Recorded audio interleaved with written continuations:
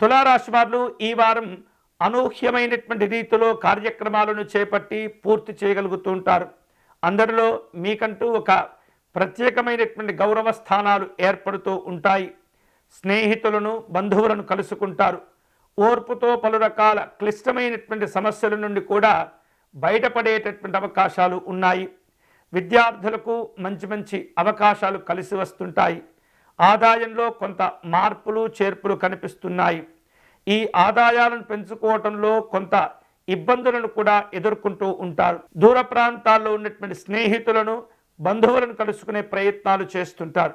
వారసత్వంగా మీకు వస్తూ ఉన్నటువంటి కొన్ని రకాల ఆస్తులు ఏవైతే ఉంటాయో వాటి విషయంలో ఉన్నటువంటి కొన్ని రకాల ఒత్తిళ్లు కూడా ఈ వారం తగ్గిపోతుంటాయి. కుటుంబంలో అనుకూలతలు ఉంటాయి. ఏవైతే మీరు తలబెట్టినటువంటి శుభ కార్యక్రమాలు ఉంటాయో వాటికి సంబంధించినటువంటి ప్రణాళికలను కూడా సిద్ధం చేసుకుంటూ ఉంటారు.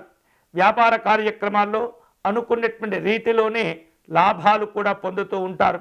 ఉద్యోగ విషయాల్లో మీ యొక్క సామర్థ్యము, మీ యొక్క పట్టుదల, బాధ్యత అన్నీ కూడా మీకు మంచి పేరు ప్రఖ్యాతులను తెచ్చిపెడుతూ ఉంటాయి. రాజకీయ నాయకులు తాము అనుకున్నటువంటి ప్రయోజనాలు, కార్యక్రమాలను చక్కగా సాధించుకోగలుగుతారు.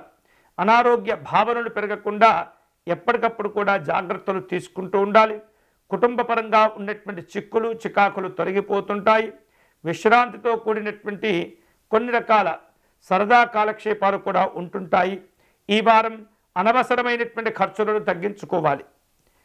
తులారాశి వారు ఈ వారం మరిన్ని శుభకరమైనటువంటి ఫలితాలు పొందే క్రమంలో మహాలక్ష్మి అమ్మవారిని పూజించటము, ధ్యానించటం అనేది చాలా చాలా మంచిది. ఈ వారం తులారాశి వారు శుభకరమైనటువంటి ఫలితాలు పొందే క్రమంలో మహాలక్ష్మి అమ్మవారిని పూజించటము, అర్చించడం అనేది చాలా మంచిది.